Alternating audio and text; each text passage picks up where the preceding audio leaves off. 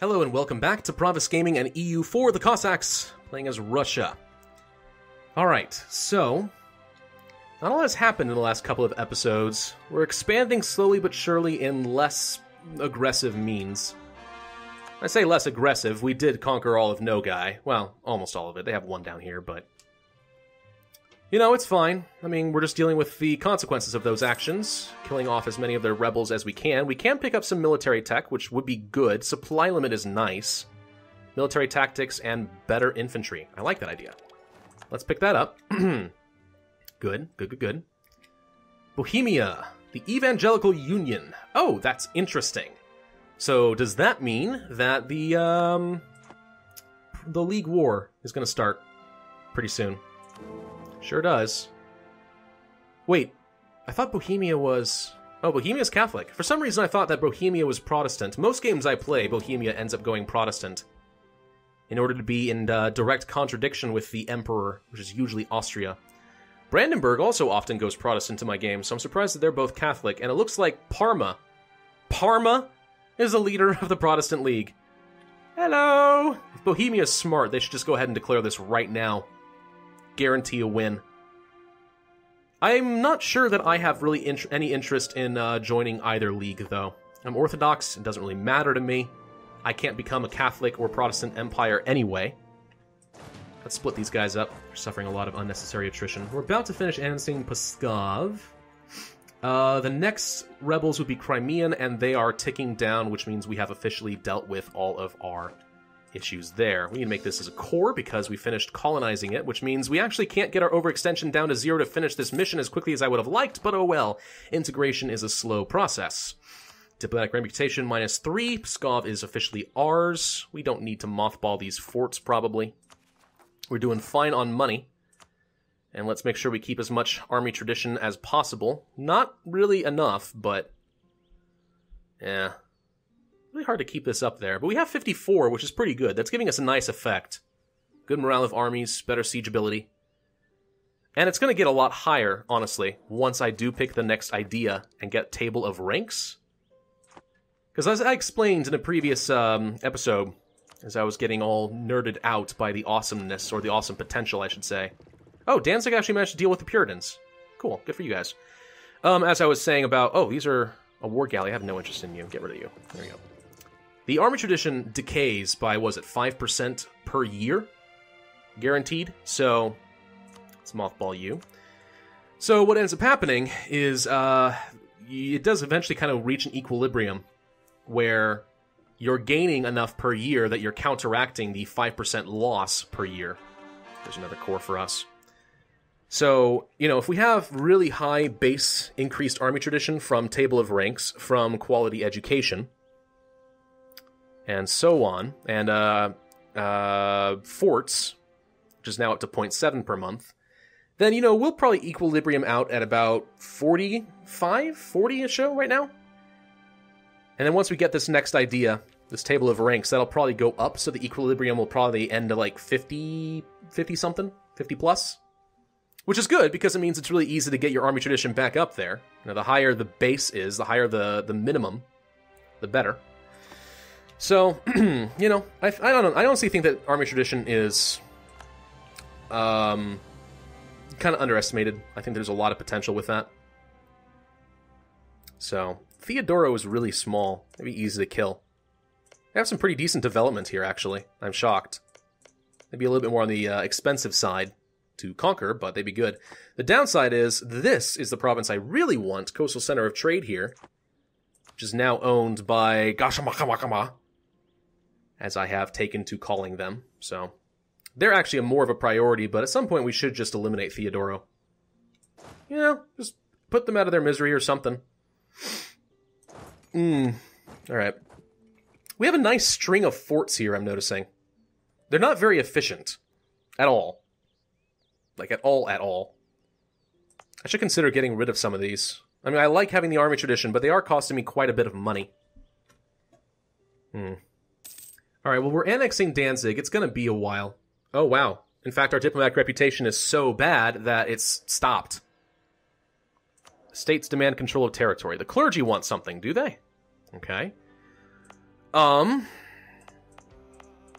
Well, preferably I'd like to give them a Sunni province, so that we can convert faster. Somebody with really high taxes could be good. Kind of hard to tell without them all being cored. 0.05, 0.02, 0.8. Could speed that up a little bit. 0.6. This is actually not a bad one. Of course, I don't know if I want to give them a province with an actually pretty decent trade good, but... What's this? 0.2? This one's not bad. I mean, it's already Orthodox, but I guess I don't know if I care that much. Give it to the clergy. Local unrest -2. I mean, maybe I'll just give him something small. Do I really care that much? Not really. This is probably fine. Let's just give him this. There you go. Clergy are happy. Which is all that really matters, right? How are our forts looking? A little bit threadbare in this region. And up here.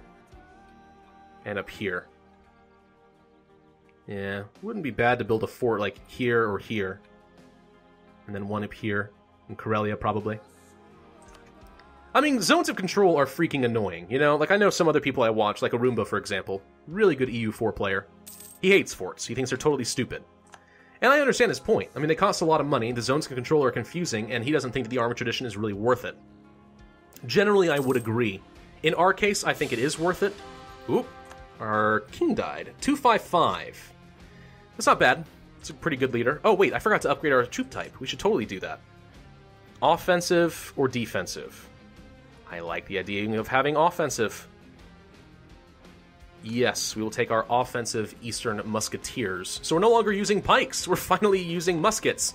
Good. That means our fire value actually should be going up pretty good. Pretty severely. Yeah, it's almost getting on par with shock. And of course, being artillery being so much better at fire than shock. I don't know. I think that fire value generals are officially now going to be a lot more valuable for us. They've reached that point. So, how are we doing as far as our cores? Because we really do need to finish this. We're almost done. I want to finish this mission so I can get some diplomatic reputation and start annexing Danzig again. There we go. There it is. Good. It's slow. 1 per month. It's going to take a long time to finish annexing. 7 years. But, at least, it's making progress again. Accumulate money. 836 ducats. Doable. Make Castile like us? Maybe. Actually, that's some power. I like that. Protect our brethren. No. I think we're going to make Castile like us. That should be okay, right? We got some extra diplomats just sort of sitting around. It's going to take a little while, but I think we can go ahead and do that. Sure. Let's get some more free diplomatic power. Oh, an heir, and he's god-awful. Konstantin? You don't deserve the name Konstantin. Random name. Fyodor. No. Ivan. No. Boris! Boris sounds like your name. It's a terrible heir. I should make that heir into a general once he gets older, and try to get him killed in battle, in glorious battle. It's the kind of stuff you do in this game, you know? Let's go ahead and send these guys over toward Lithuania. And the Livonian areas. Sure.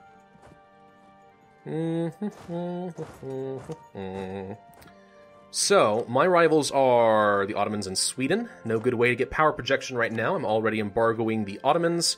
I should send them an insult. I will. There we go. Turkish delight is fattening and gross. I have just managed to insult all of the Turks. The Ottomans. Ottoman. And unfortunately, I can't embargo Sweden because we still have a truce, but that will be up in a year. I should consider fabricating some claims against Sweden and prepare for some more wars. Even if I don't take a lot of territory, humiliating them could be quite good for us, and that would mean better control of the Baltic Sea. Which I like. I like the idea of controlling the Baltic Sea. Make sure more money stays in the Novgorod trade node and we collect a lot. That'd be good. Yeah?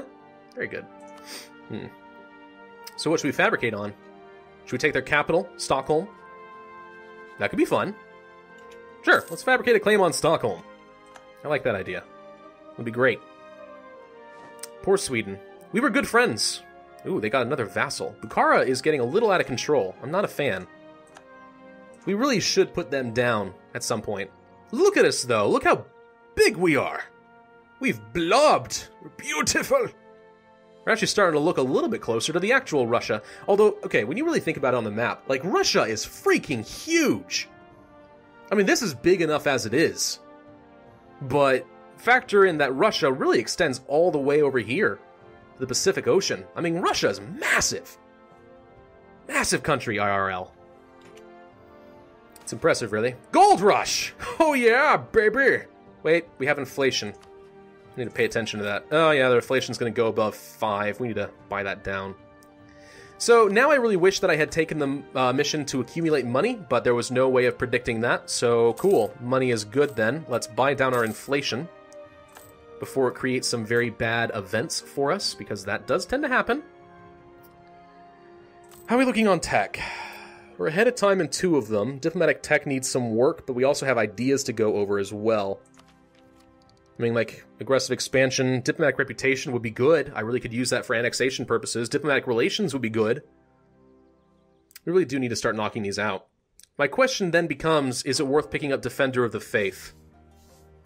500 ducats, more missionaries, prestige. I mean, the only downside is tech cost, and we could get called into wars with the Orthodox. But let's be honest, Georgia doesn't exist anymore. Theodoro is the only independent Orthodox nation that I know of. Everyone else is our vassal. So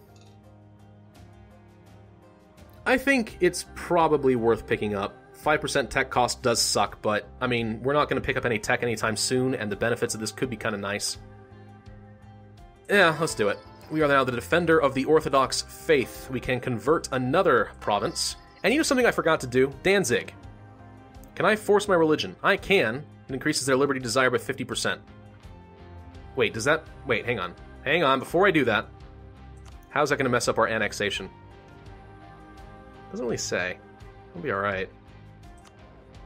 This might cancel our annexation for a little while, but we're going to enforce the religion. Oh yeah, they're down at 44%. We should be fine. And good. Now they are going to be Orthodox. They'll have to convert it for me, which will save me a little time. We've gained Defender of the Faith, Casus Belli, against Sweden, Lithuania, Poland, Khiva, Bukhara, and all these people that we are already have a Deus Vult against. What does that Casus Belli do for us? Hang on. Casus Belli, Defender of the Faith. Doesn't really say. How is Defender of the Faith different from Cleansing the Heresy? Is it really? I don't know. It's been a while since I've used something like that. No guy is trying desperately to regain some ground. I'm okay with that, but I think you're going to die to Gasumakama. You're going to die, buddy. No. No royal marriages with Poland. Honestly, we should just stop doing royal marriages in general for a while. Because those are putting us in compromising positions that I'm not really a fan of. We're just positioning our troops right now to be able to deal with some other separatists, Lithuanian and Livonian. Lithuania has no allies. I honestly wonder if maybe we should just declare war and take some territory from them, feed it off to our vassal like Riga. We could even feed one province off to Danzig, since we're already annexing them.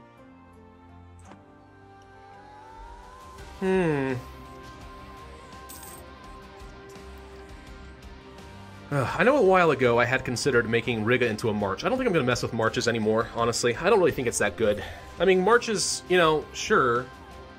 In the late game, for example, let's suppose I got a vassal who's like, you know, part of Poland and I feed them. They're like the size of Poland. I have no intention, you know, of ever expanding to the west, so I want them to be kind of a nice buffer zone.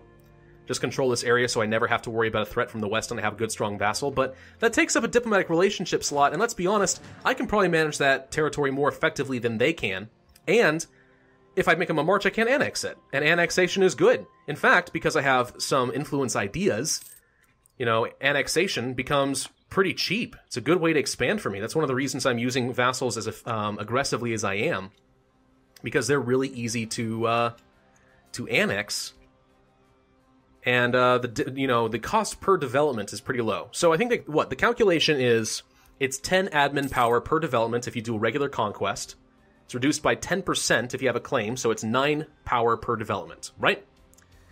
I think the base for diplomatic annexation is, what, 8 diplomatic power per development? I mean, obviously you have a delayed gratification. Ooh, good. I can finally embargo you. You have delayed gratification if you're going to do annexation. You have to wait several years, but, you know, still. And then you take my idea, which reduced it by what? Was it 25%? Yes, diplomatic annexation cost. So now it's like, what, 6 diplomatic power per development? That's pretty cheap. Pretty darn cheap. Sweden joined the Protestant League. That's fun. Yeah, I don't know. Annexation becomes a very effective and, you know, cost-effective method of expansion for me. We do not need full army maintenance unless I plan on going to war pretty soon. Let's go ahead and fabricate some claims against Livonia, or Lithuania. Lithuania. What's a good province? You guys haven't fabricated any claims, have you? No, you still have that one. You actually did manage to get a couple of claims against the Teutons. That's good. Maybe I should declare war on the Teutons. That could be good. Well, I have no way of getting access. I really do need to take some territory before that's a good option. I mean, feeding Danzig would make it take longer to annex them. No, maybe not. What is Holland doing in the Teutonic Order? What are they doing? I don't know. Have I set these guys as special interest? I have. So Riga really should be fabricating claims, I think. What does Poland want? No, wait. Poland. Poland cares about all of this. So I care about this. There you go. Let's not strain our relationship with Poland more than we have to. Yeah, that seems good. Alright. So this one is already going to be given off to Riga if we take it. Maybe I should fabricate a claim here and feed that claim off to Riga. Vilnius is their capital. Pretty good province. 26, which means that fabricating a claim on them would be worthwhile. That would save me 26 power, which is good. Raslaw, Minsk, Kiev. And taking territory from any of them is not going to put me in a position to get closer to Western arms trade. Not that it matters, because once Danzig is down to enough separatism, we'll just take the Western focus for free. So we're probably about 15 years away from becoming Western, which is actually pretty soon. So I think a claim on Vilnius would make some sense. So let's go ahead and fabricate a claim on that. Thank you. Good. And when the time comes, we shall declare a glorious battle against them. And we shall take some territory away from the Lithuanians. Poor, poor Lithuania. They've been having a really hard time. We got more money. Let's go ahead and build some more troops. Money and manpower deserves to be spent because we have a really high force limit that we are not making taking full advantage of. We're actually over our naval force limit, amazingly. We should build a dock to try and fix that right now. A dock right here, for example, will be fine. Yep. Let's build another one, in fact. There you go. That'll fix that issue, so we won't be wasting any money. A monarch in Riga. A bishop. Don't care. Military alliance with Bavaria, have you? Well, that's fine, Sweden, because Bohemia hates you, and Bohemia will deal with Bavaria for me if I declare war on you, so... We actually should consider declaring war on Sweden soon. We're still trying to make Castile like us. It's going to take a little while, unfortunately, but it is what it is. I mean, I could just continue to take some bites out of smaller countries, you know? Take some of this territory, core it, rather than deal with Lithuania. Full annexation. Okay, Nogai is now completely gone, which is fine. They technically could have joined a coalition, so no longer are they going to be able to do that. Fine with me.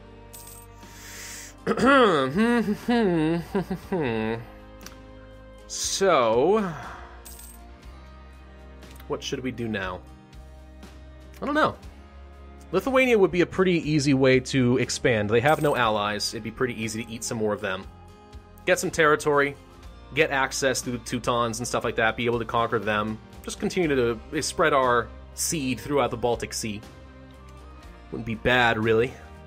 Skilled diplomats. Diplomatic relations +1, or diplomatic power. Ooh. Well, we're not over our diplomatic relations anymore, so this is no longer as valuable as it would have been a little while ago, because that would have been effectively saving me a PowerPoint. That said, this is only for 10 years. I don't want to get caught out with an extra relationship in 10 years, so the diplomatic power is better. Hey, we can rival somebody else. We can rival Bukhara again. Hey, good. Goody goody gumdrop. So now I have a direct incentive to go and murder Bukhara. I love that. Casus Belli against Lithuania. Sure. Let's issue an embargo against Bukhara. Get ourselves a little bit of extra power projection. We finally have 3 rivals. I'm not sure I ever really thought that was going to happen. Boyars or burghers? Who do we want to lose loyalty with? Boyars are probably fine. Burghers, getting them more would just... I mean, yeah, if we accepted losing some loyalty with the Boyars, they'd still be loyal enough to get us a land maintenance modifier. We would gain development costs. Not that we intend on doing any development anytime soon, but... Of course, then we would fall below on influence, so we wouldn't be able to demand military support for a while. Won't be able to do this for another 10 years anyway. Game-based production. What province is this? Pereyaslav. Produces grain. Production doesn't matter that much. Base tax is better. Base tax is actually a lot better.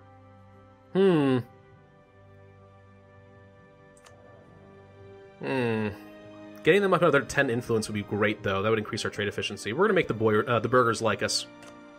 There we go. That balances out. Trade efficiency goes up by 5%. Development cost has gone down. And everybody is loyal. The estates are very solidly managed. That is excellent. Excellent.